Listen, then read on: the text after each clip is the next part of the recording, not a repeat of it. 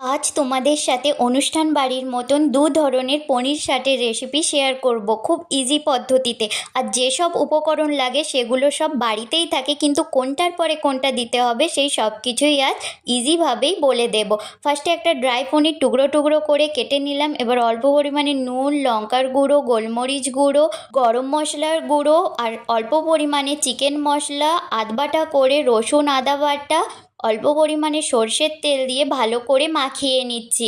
সর্ষের তেল আর চিকেন মশলাটা একদম স্কিপ করবে না। এবারে অল্প পরিমাণে ময়দা, বড় চামচে 2 চামচ কর্নফ্লাওয়ার, 1 চামচ বেসন, অল্প পরিমাণে গোলমরিচ গুঁড়ো, হলুদ গুঁড়ো, কাশ্মীরি লঙ্কার গুঁড়ো, নুন, কাসুরি মেথি, একদম অল্প পরিমাণে খাবার সোডা, বেকিং পাউডার ভালো করে মাখিয়ে নিচ্ছি। মাখিয়ে নেওয়ার পর অল্প পরিমাণে আবার আদা বাটা আর রসুন বাটা দিয়ে আবার মাখিয়ে অল্প অল্প জল দিয়ে ভালো করে গুলিয়ে নিচ্ছি। খুব বেশি মোটা করেও গুলবো না, খুব বেশি পাতলাও করে গুলবো না।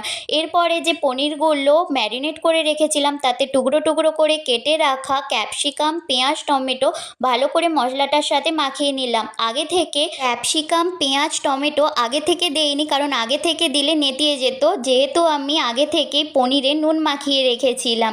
এবারে স্টিকে একটা একটা পনির ভালো করে সাজিয়ে নিয়েছি আর সাদা তেলের মধ্যে ভেজে নিলাম। এবারে তেলটা কমিয়ে রেখে অল্প পরিমাণে রসুন আর আদা একটু ভেজে নিয়ে একটা বাটিতে টমেটো সস, সয়া সস জলের মধ্যে গুলে রেখেছিলাম সেটাও দিয়ে দিলাম। অল্প পরিমাণে চিনি, আরেকটা বাটিতে অল্প পরিমাণে জল আর 1 চামচ কর্নফ্লাওয়ার গুলে দিয়ে দিলাম। ভালো করে ফুটিয়ে নিয়েছি। অল্প গাঢ় গাঢ় হয়ে এলেই পনির সাথে 3টে দিয়ে একটু নেড়ে চেড়েই নামিয়ে নিলাম। আমার রেসিপিগুলো তোমাদের ভালো লাগলে অবশ্যই একটা সাবস্ক্রাইব করে পাশে থেকো। সবাইকে টাটা।